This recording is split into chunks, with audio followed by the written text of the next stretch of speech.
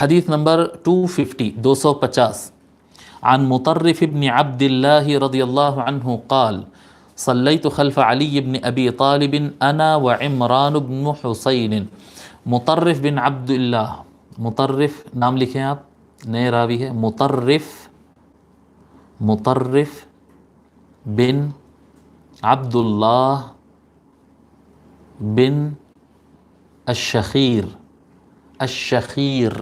Last میں آ رہا ہے، رے آ رہا آخری میں.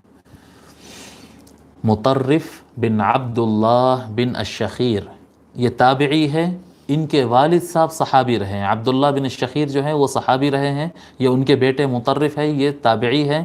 ان کا انتقال 95 ہجری کو ہوا. مطرف بن عبداللہ کا انتقال 95 ہجری میں ہوا. مطرف بن عبداللہ کہتے ہیں میں صلیت خلف علی ابن ابی طالب، میں علی ابن ابی طالب رضی اللہ عنہ کے پیچھے نماز پڑھا. انا و عمران بن حسین، میں اور عمران بن حسین دونوں پڑھے ہم.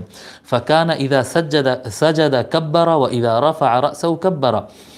تو معاملہ یہ تھا کہ مولا علی کا طریقہ کار یہ تھا کہ جب کبھی وہ سجدہ کرتے تو اللہ اکبر کہتے، اور سر اٹھاتے تو اللہ اکبر کہتے. وَإِذَا نَهَضَ مِنَ الرَّكْعَتَيْنِ كَبَّرَ.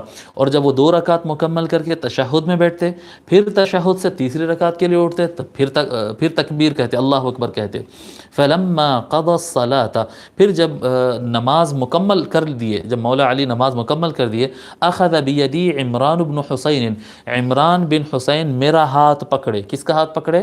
مطرف بن عبداللہ کا ہاتھ پکڑے. عمران بن حسین مطرف کا ہاتھ پکڑے اور کہے فقال قد ذکرنی هذا صلاة محمد صلی اللہ علیہ وآلہ وسلم.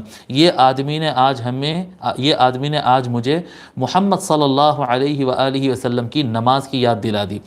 او قال لقد صلى بنا صلاة محمد صلی اللہ علیہ وآلہ وسلم. یا انہوں نے یہ الفاظ کہا کہ تحقیق کے اس شخص نے وہی نماز پڑھائی جو رسول اکرم صلی اللہ علیہ وآلہ وسلم نماز پڑھا کرتے تھے. یہ حدیث متفق علیہ ہے.